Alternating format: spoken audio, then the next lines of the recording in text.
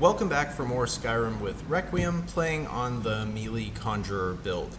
And after clearing out basically every single bandit camp in Whiterun, I've moved over to the Riften area to do the same thing and ultimately buy a house in the area so that I can set up shop here and use it as a base of operations going forward. But even though I'm a few levels higher, my tactics haven't really changed dramatically. So I thought this would also be a good opportunity to take a more high-level look at what it's like to play using a focus on bound weapons. And while the character is still not quite level 20, I've put probably 10 or so hours into this character now, and I have at least a decent idea of what the gameplay is like. And because when I do the videos, I try to show the interesting and fun parts more so than the annoying or stuff that kills me, I wanted to also make this more balanced because I know that, well, there's a couple of different reasons for this video. Part of it is just for my own entertainment and for yours, but I think people also look at stuff like this to get an idea of whether a build is going to be viable or fun for them. So I do want to have somewhat of a balanced take on it wherever possible. And even though I'm not super deep into Conjuration yet, I do have enough to give my impressions of sort of what it's like to play with, and I have some idea of what the character will look like as I go forward with it. And I'll say off the top, this is not like my illusionist character where it seemed like there was going to be no way to progress whatsoever. In fact, I think this character could very easily go all the way and complete whatever content I have in mind just because the summons are so powerful. But I wanted to talk a little bit more specifically about the kind of gimmick of the build, which is the bound weapon focus, and sort of how that has been working out for me. So there are three big areas that I wanted to talk about. First are just these foibles or quirks that are associated with playing with conjured weapons that are not unique to Requiem but are highlighted a bit more because of how unforgiving Requiem's combat can be.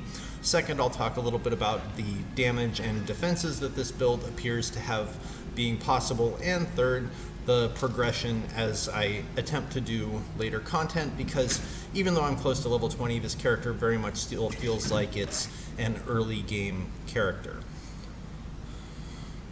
So to talk about first some of the unique quirks of playing with bound weapons. And these are things that are not game breaking by any means, but there's some there that I didn't really expect when I came in and were kind of a surprise to me, because I'll admit, before doing this character, I had never done a really dedicated bound weapons run. I'd used them as a gimmick on some other characters, but after playing with only bound weapons, some of these start to become more and more obvious. The first of those is the very high mana cost of casting the weapon. Well, you can just look at the numbers and see that coming, but from a practical level, it's hard to do both a bound weapon and basically any other spell, or multiple spells rather, because after I cast a buff, my weapon, and then maybe a minion, then that's about all that I'm going to be doing for that combat session, which makes sense from a balance standpoint. If, for example, I was also doing destruction, there would have to be some significant cost using conjured minions, but the offshoot of that is if the weapon goes down in mid-combat, like the duration expires, it's very possible to be out of magicka and unable to recast it, which is kind of irritating when it does happen, even though that's pretty infrequent. The second thing that I've noticed is the weapon itself is very, very slow to recast, so obviously you have to do it before combat actually starts. And also I've run into some occasional bugs where I'll attempt to cast the weapon and it'll get frozen or not cast at all. That happens more often when I'm moving and casting at the same time. I have no idea if that's something particular to my mod setup or whatever, but occasionally the bound weapon bugs out when you cast it. Hardly game breaking, but slightly annoying. These, call it inherent flaws of using bound weapons, start to become more apparent with how easy it is to accidentally put away your weapon when you're using hotkeys for another skill. And you'll see it happen later in the video where I'm trying to get my bound wolf up and I accidentally tap the hotkey I use for my minion twice, and then suddenly my weapon gets put away because I'm not equipping the spell for it anymore. And because of the high mana cost, the slow time to recast it, and so on, that can be a really big problem if it happens to you in the middle of combat. Obviously you can avoid it just by doing careful play and only using your hotkeys once, but the problem is magnified slightly because when you look at your hand holding a spell, it looks exactly the same if you have, say, Conjure Spectral Warhound in your left hand versus having another copy of the bound weapon in your left hand. So if you just wanted to take the extra copy of bound weapon off your left hand by pressing the Spectral Warhound key, and you actually had the Spectral Warhound key out, well, suddenly you've got accidentally perhaps put away your weapon. Anyway, those are things that are, again, pretty easy to avoid, but they will happen to you inevitably as you play, just because none of us have 100% finger accuracy when pressing hotkeys. Otherwise, we'd all be StarCraft 2 professionals rather than Skyrim players. So just another little minor inconvenience, but pretty easily played around. The final thing that I guess is fairly obvious even from the start, but becomes apparent as you play it more, is the difficulty of switching your combat styles if you used bound weapons.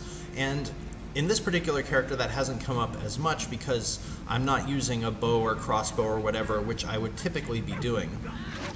And it would actually be very hard to have a crossbow on this character because anytime you put away your bound sword in order to bring out the bound crossbow, or to bring out a regular crossbow, well, now you have to recast your bound sword, which has a high mana cost, takes a long time to cast, and may bug out as you cast it. So by using a bound weapon, you're effectively giving up the option to ever really use a ranged weapon at the same time in combat.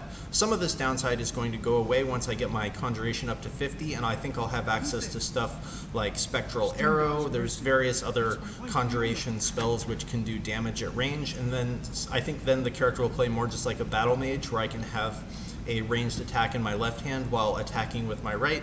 But Conjuration does level up pretty slowly, so it takes quite a while to get up to where you can actually use those skills. So those are kind of the quirks that come with playing a bound weapon build. Hardly game breaking, and in some respects they can add some extra level of fun and challenge. But if you were thinking of doing a character like this, it's worth thinking about those in advance and whether you're willing to put up with annoyances like that in order to do your chosen playthrough. The second thing I thought it might be interesting to talk about is how the offense and defense of this build is progressing. On the offensive side, after I got the first bound weapon perk at 25, my bound sword does the same damage as an unupgraded ebony sword, which for early stages of the game is actually quite excellent. An ebony sword is a very good weapon to have against any sort of enemy that isn't heavily armored. So pretty strong. Right after you take that perk at 25, you get a sudden jolt of additional power on your character. Pretty cool. But now that I've got it at 25, I'm not going to get any more damage upgrades for my weapon until I think I hit perk level 100, because at 50 I get the Soul Trap ability, at 75 then the weapon gets the the silver attribute, so it'll actually start to be useful against undead, and then finally at 100 it gets some bonus unresistible damage and armor piercing, I believe, which I think will put it roughly on par with a Daedric sword, I'm thinking, although of course that will bear some more testing. But what it all really means is that the damage in this part when I'm fighting bandits is quite good, but I don't really have any avenue to go and fight undead yet, even though the character right now is level 18 or 19 or so. And with many other builds that I have, I'd already be going and doing stuff like Bleak Falls Barrow and so on. With this character, I think I'll need to have my Conjuration up to 75 before I can really tackle anything that involves fighting undead, which does put kind of a barrier in the progression of how it's going forward. I'll talk a little bit more about that later. The other thing that is doing obviously a lot of my damage is the Spectral Warhound, or the summons that I have in general. The Warhound just happens to be the best one that I have right now. And I think I'm getting a roughly equal ratio of kills by myself with the sword versus stuff that's getting killed by the Warhound. And of course, it's really good for taking out stuff like archers and whatnot that would otherwise be causing me a lot of problems. And I think as my Conjuration gets higher and higher level, and I get access to more summons and the ability to have more than one at a time, the ratio is going to skew even more heavily toward my conjured minions rather than my conjured sword. And that's not really a problem, I suppose. I expected that coming into the build. But it's going to become less and less a melee character, I think, as I go forward with this. I'll be exploring more of the high-level Conjuration and Alteration spells, which should be kind of fun and interesting, but that's where my damage will be coming from further on. And while I have quite a few perks into one-handed now, I've got all the base ones as well as the initial sword perk. I'm not sure how useful those end up being for me later on. I guess I'll just have to wait and see on that. Then to talk a little bit about the build's defenses. What I've got up all the time is Blur from just a small investment into Illusion, and I think that's basically a must-have for this character. Otherwise, I just die to arrows way too often, and losing progress to that, especially when I'm using the hardcore saving mod, so there's no quick saves. Well, Blur is basically a necessity to keep up, even using something like a high level or the highest level mage armor spell I could get would not be as effective against arrows as that is. The downside of using Blur is it makes my magicka regeneration pretty bad, so I basically always have to have up some kind of vegetable soup effect for increased magicka regeneration. Otherwise, I don't have any magicka to cast my minions in combat. That will be somewhat resolved as I get better gear. I'm right now on just an apprentice level of robe, and as I get some better robes that have more than 150% magicka regen, that will start to go down. I've also got a very high investment into my character's base magicka, which gives me some extra magic regeneration at the expense of putting those points into health, where they would otherwise be giving me, well, both better defenses and better damage. So as the character advances further, I think I'll start using more of the Alteration Mage Armor spells. I've been kind of held off my ability to do those just because the magicka cost of casting my weapon, casting Blur, and then casting a minion, well, that takes up most of my magicka bar. But as I have better gear, it'll be less so, and I'll start having Mage Armor to back up my defenses as well. So probably around the time my character hits level 30 or 40, I'll have comparably good defenses to something wearing entirely high-level light armor, even though I'm wearing just robes and light-armored gloves and boots currently. So the short version of all that is I think the character's defenses in the late game will be quite strong, just using the mage armor spells, but at the moment they feel kind of weak, and of course I'm not showing all the times I get one-shotted by power attacks from swords and stuff like that, just because it's kind of tedious for me to edit that stuff in, but it is still happening, and I have lost a reasonable amount of progress here and there as a result of attacks that I failed to dodge correctly. And it's also worth noting that part of this is the fault of the bound weapons, because I did have to invest about my first 10 level ups into magicka just to have enough to make all my spells functional, and for a standard melee character that would have probably gone into some combination of mostly health and a little bit of stamina. So I have about 60 or 70 less health than I would have otherwise had I done a traditional melee build rather than a bound weapon build. And I'm hoping that the additional power I get from having high-level Conjuration and Alteration spells will eventually make up for that sacrifice. But at this point, the weakness I'm feeling from doing that is very, very apparent. And so at this point, around level 20, the character feels a lot weaker than it would otherwise had I been playing a more traditional melee build using regular weapons. And just to say a little bit about the damage progression as we get further on into the game, well, having a ebony sword quality weapon at just a perk investment for a level, or for a skill level 25 perk, well, that feels pretty good. But for higher level stuff, obviously a bound weapon is not going to compare against a tempered Daedric sword, or even better, a tempered Daedric axe or something like that. So my melee damage is going to go down. That will be compensated by the high level Conjuration summons that I'll have. And by the time that my Conjuration hits 100, I think this weapon will actually be extremely strong, although of course at Conjuration 100 I can be summoning 3 Storm Atronachs at a time, and I kind of wonder how much a melee weapon compares to that in any event. But that kind of leads into the third topic I wanted to talk about, which is the progression within the Conjuration system. And that's the part that I'm having some, call it skepticism with at this particular point in the game. Because even though I've invested pretty heavily into Conjuration, I've taken every perk that's available to me before Conjuration 50. I'm in the early 40s now, so just a little bit more training and I'll be up to 50. There aren't any more damage perks for my bound weapon that will really become available until 75, where I'll start to have the ability to fight against Draugr. And honestly, that's a little bit frustrating because I really don't want to be killing bandits for another, let's see, 5 or 6 level ups, assuming I drop all of my training points into Conjuration to get it to 75 as quickly as I can. That's at least another 6 levels that it will take me to get there. And just killing bandits for another 6 levels until I'm about level 25 seems tremendously boring. I'm not excited about that prospect at all. I think what I'm just going to do to keep my own sanity is I'm just going to console in and level my Conjuration up to 75 at the end of this video, because that's what it'll take for me to feel like the character is actually moving along at an interesting pace, because Skyrim as a grinding game is not a very good one. I'd rather have it be that I'm doing escalating levels of content rather than redoing the same level of content over and over, and that's what I'd be stuck doing if I didn't console in my Conjuration skill. And even though I've been investing a decent amount of training into Conjuration, it levels very slowly. I'm using several Conjuration spells every single fight. The skill levels very slowly.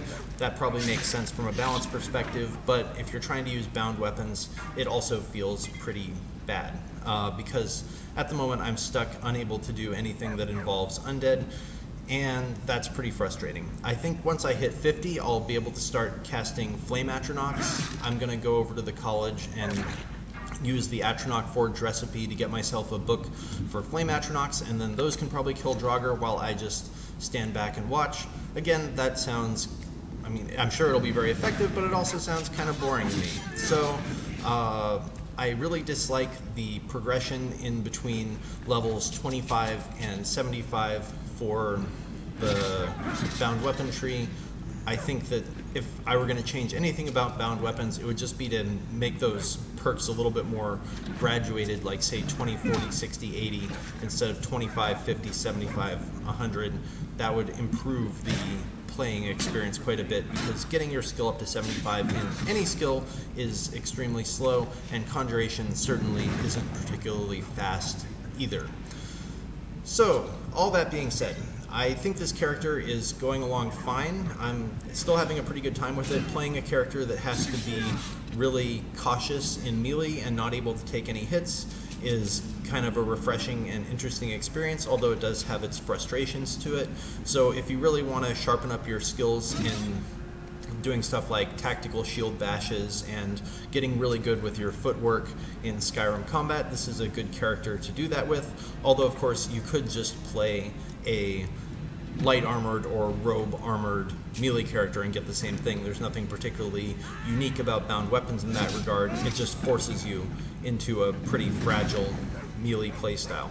But I have a pretty good time playing that, so the character has been fun up to this point. I'm starting to notice this kind of barrier that I'm going to run into soon, where I can't do any undead until my Conjuration hits 75.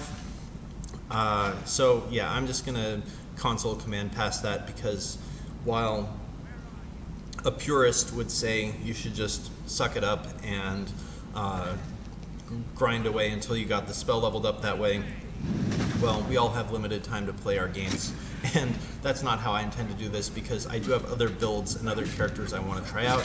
In fact, I may take a short break from this character and play something else for a little while, then revisit this one after I've had a chance to level it up a little bit farther, because doing another 3 or whatever episodes it would take of killing bandits before I could actually do any of the later content, I don't think that would be very exciting for me or you either.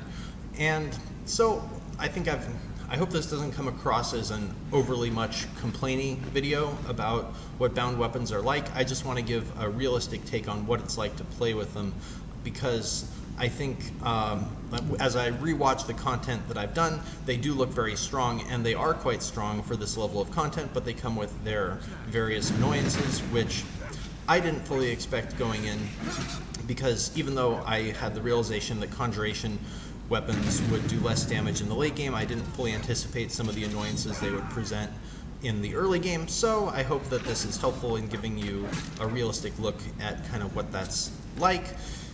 And I have some minor gripes about the way that the perks are, or the perk progression works within Conjuration. I think it could be a little bit better, but honestly, of the things within Requiem that could use tweaking, it's not really high on the priority list. You can work around it, so not all that big of a deal. But just if you decide to do a character like this one, be aware that you need some sort of a plan of what you're going to do in order to deal with undead. And maybe the answer to that is I should have invested more heavily into restoration or something like that and given up on the melee idea. I'm sure there are other creative ways to resolve that problem where your conjured weapons can't deal with undead until they're level 75. But that's my experience so far. Anyways, that's about all I had to say on that subject, just to give you an idea of what's coming next. I think I'll take a little break from this character. I want to do another Dead is Dead playthrough. I'll be returning to this one before too long, because I do want to see how the high-level Conjuration and Alteration spells feel, because I haven't really had a chance to use those, at least not in the most recent version of Requiem. I want to see what those are like against high-level enemies and get a chance to test out whether my expectations for what conjured weapons will be like are actually accurate. So this character will be continuing after a short break. I'll probably go play some more Dead is Dead. Those tend to be shorter playthroughs because I'm not all that great at playing with Dead is Dead, but thank you for watching so far. If you're enjoying this type of content, do hit the subscribe button, and if other people have played bound weapon conjurers and had different experiences than I have, I'd be interested to hear about it in the comments.